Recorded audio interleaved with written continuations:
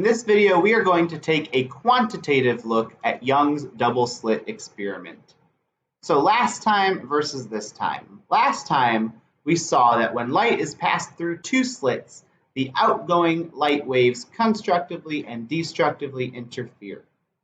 And then when that light is observed on a screen, we see the resulting interference pattern. It's this alternating bright, dark, bright, dark, bright, dark. This time, our goal is to determine what quantitative variables affect where on the bright screen we will see those bright spots and dark spots. What determines the spacing of the bright and dark spots? Let's get started. Quick recap of the experiment. Figure A here is a schematic of the experiment. We have incoming parallel light rays that hit two slits. Those two slits allow the light waves to diffract and bend around the barrier, and the result of that bending around the barrier can be seen in figure B, where we have these two circular light waves that come out. And the circular light waves add in such a way that when you hit the screen, sometimes you see bright and sometimes you see dark. So picture C here is showing the physical picture. So that's the experiment. So we've got a schematic, wave fronts, and interference pattern. Our goal now is to determine where on the screen will bright spots appear and where on the screen will dark spots appear. So here is our experiment. We have our barrier with two slits labeled S1 and S2. And the distance from S1 to an arbitrary point on the screen is called L1, and the distance from S2 to that same arbitrary point is called L2. Let theta be the angle from the point between the two slits to our arbitrary point on the screen. So this angle here is theta. And we're going to imagine ourselves scanning theta from point P all the way up the screen and then all the way back down. So the big idea, where are the bright spots and where are the dark spots? Constructive interference, our conditions for that are when the difference in the path length between two waves is a whole integer multiple of the wavelength, then you have constructive interference. And then you have destructive interference when you shift one of the waves half a wavelength compared to where there was constructive interference.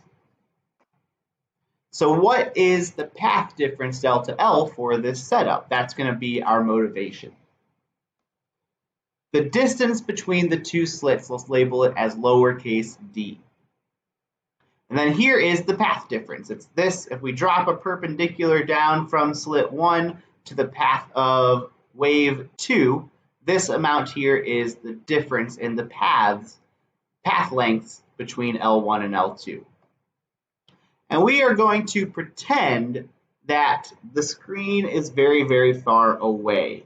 For all practical purposes, it is infinitely far away. And so what that means is that we are going to pretend that our light waves leave parallel to each other, when in reality they are actually going to intersect somewhere.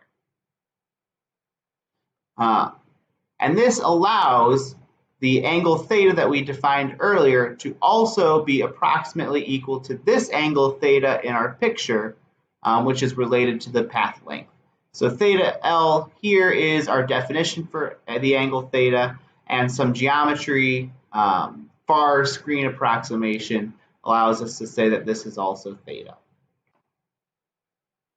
And so our path difference here is L2 minus L1. And we can see from the geometry of this triangle that's set up on the right that this path difference is also d times the sine of theta, right? The path length here is opposite the angle theta. This is a right angle.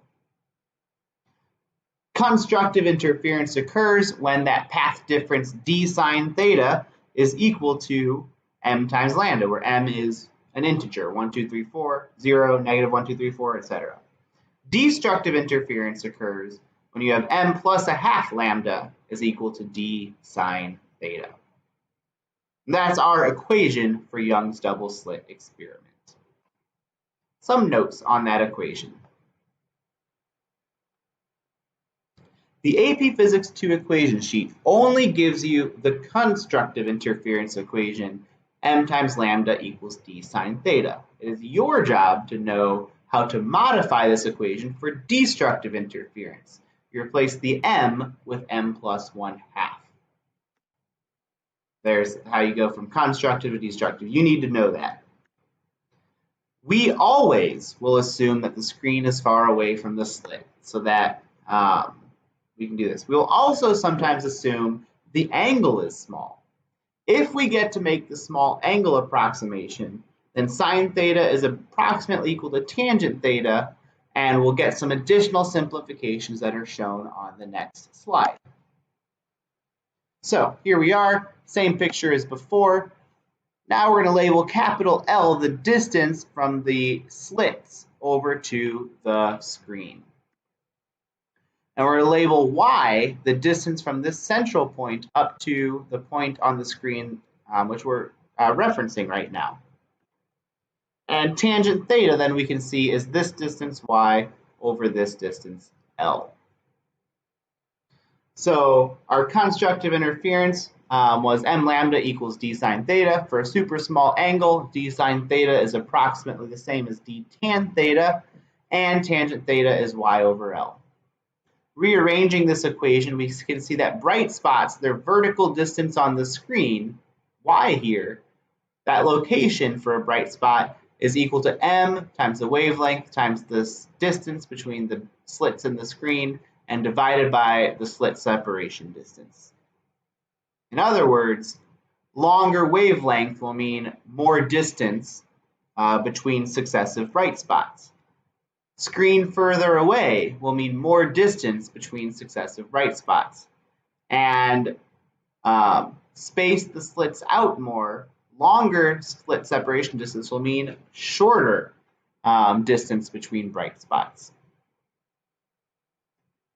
With that derivation, let's look at this some more. We want to stop and consider, we just did that, but think on your own, which variables impact the location of bright spot number m on our screen. And then make sure we know, how do we modify this equation for dark spot? It's not m anymore, it's m plus 1/2. So what's going on here is m refers to which bright spot in our interference pattern we're talking about. The central bright spot is m equals 0, the next bright spot is m equals 1, the next bright spot is m equals 2, and so on. We get an m equals 1 on both sides of 0, we get an m equals 2 on both sides of 0. So our equation is m lambda equals d sine theta. M equals 0 is what we call the 0th order or central bright spot. M equals 1 is what we call the first order bright spot. M equals 2 is the second order bright spot, etc. And I've got labeled y1 here. That's the y in our previous equation, is the distance from center to bright spot 1. And y2 is the distance from center to bright spot 2. And then we can do m equals 3, so on and so on and so on. So m tells you which bright spot we're talking about in our interference pattern. And they're counted relative to how far away they are from the central 0th bright spot. All right, so that concludes our Young's double slit quantitative experiment. M lambda equals d sine theta. You get your vertical y's here as well when the angle is small.